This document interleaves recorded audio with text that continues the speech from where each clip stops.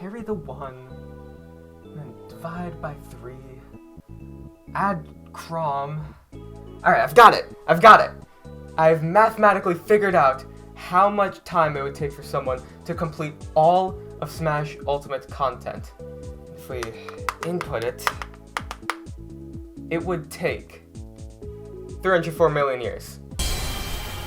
We're happy to confirm the development of more DLC fighters for Super Smash Bros. Ultimate.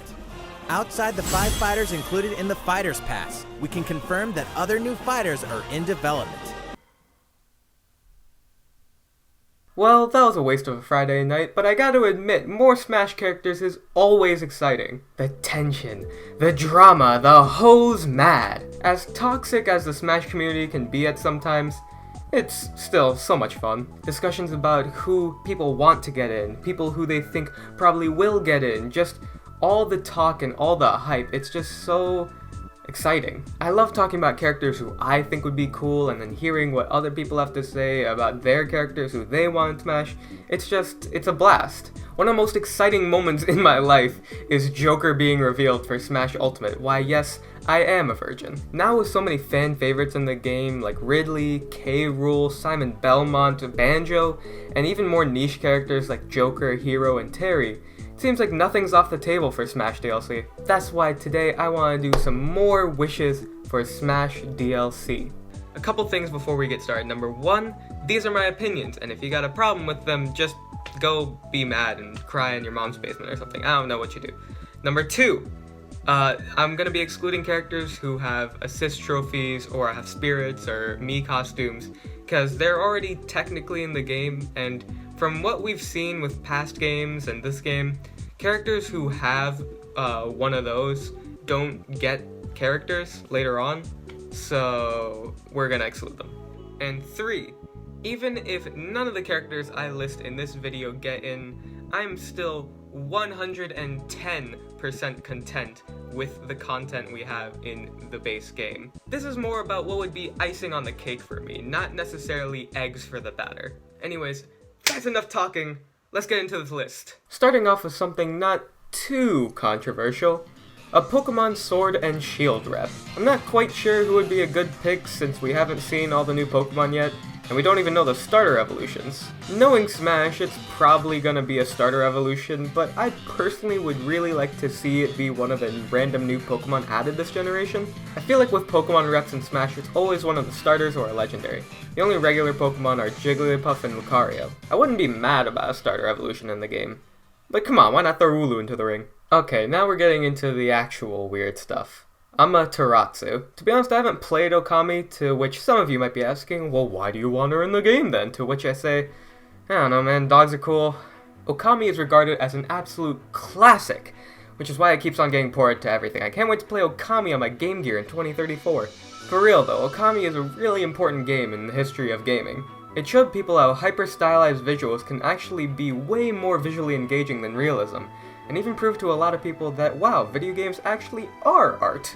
Fun fact, in 2012, the Smithsonian Art Museum in DC had an exhibit on video games, and one of the games that they highlighted was none other than Okami. Actually, while researching for this video, I found a list of all the games they showcased at the event, including such artistic titles as Call of Duty Black Ops 2 and Tony Hawk's Underground 2. Anyways, besides the history behind the game, I just think a quadruped character in Smash would be neat. The only ones we have are Duck Hunt and Pikachu, kind of, because he runs on all fours when he's sprinting. Maybe her down tilt in Down Smash could be stronger since she's already level with everyone's legs. Also, her final Smash would be so gorgeous, with a painted / cel shaded style. I think there's a lot of inspiration for this character, and she'd be a great fit for Smash.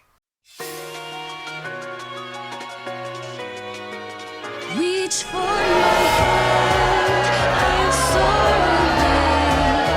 away.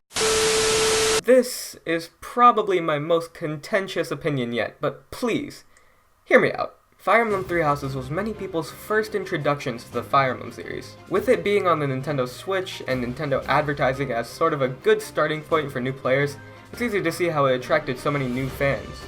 To end the long line of Fire Emblem reps in Smash with Chrom, the most wet blanket character I have ever seen, It just seems so underwhelming. Besides, most people don't like the Fire Emblem reps in Smash because they're too similar to one another, all using swords and having similar moves. This is a great opportunity to throw in a character who doesn't use a sword, like Edelgard.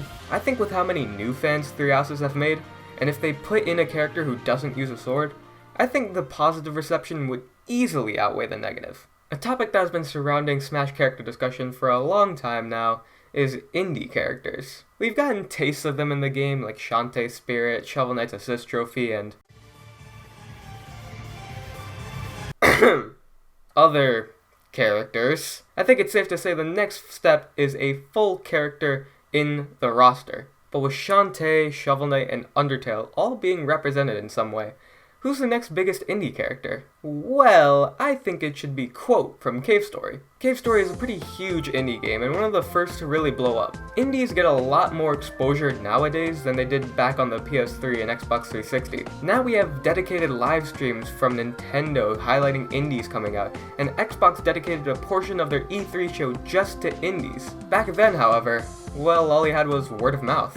Cave Story released for free on the PC, which led to a ton of people playing it and realizing, hey, this game's pretty dope. Then it got a console release, which made it blow up even more, and pretty consistent re-releases since then. I think his moveset could be really fun too, with the different guns he uses and missiles and stuff. Maybe there could be a mechanic where his gun changes depending on how much damage he's done to the opponent, kinda like how if you kill more enemies in Cave Story you gain XP, which upgrades your gun.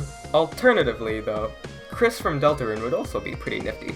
I just think they're less likely since right now Deltarune's only on part 1, but Sakurai and Toby Fox are on good terms, so who knows what might happen. You remember when I said Fire Emblem was my most contentious opinion?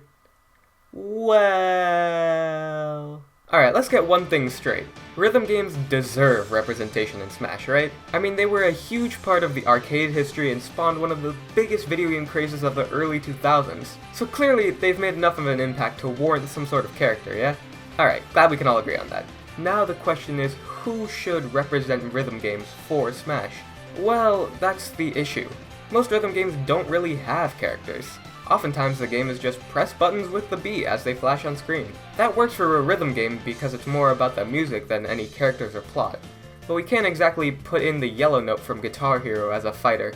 That's why the main pick for a rhythm game rep is Rhythm Heaven. From what I've seen, people want either the Chorus Kids, Karate Joe, or a mishmash of all the other characters, kinda like Game & Watch. I'm not against this idea, in fact I quite like the Rhythm Heaven series and I think a character like this would be pretty cool. But my issue is that these characters don't really have any kind of personality.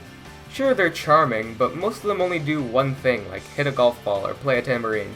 Miku has a lot more to pull from since she's the main character of her games, not just a one-off character for a minigame.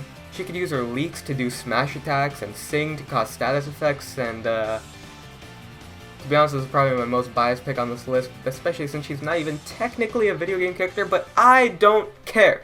This is my list, Miku for Smash 2019. So, that was my list for characters I want as Smash DLC, and again, this is just my opinion. Please don't get so upset about it.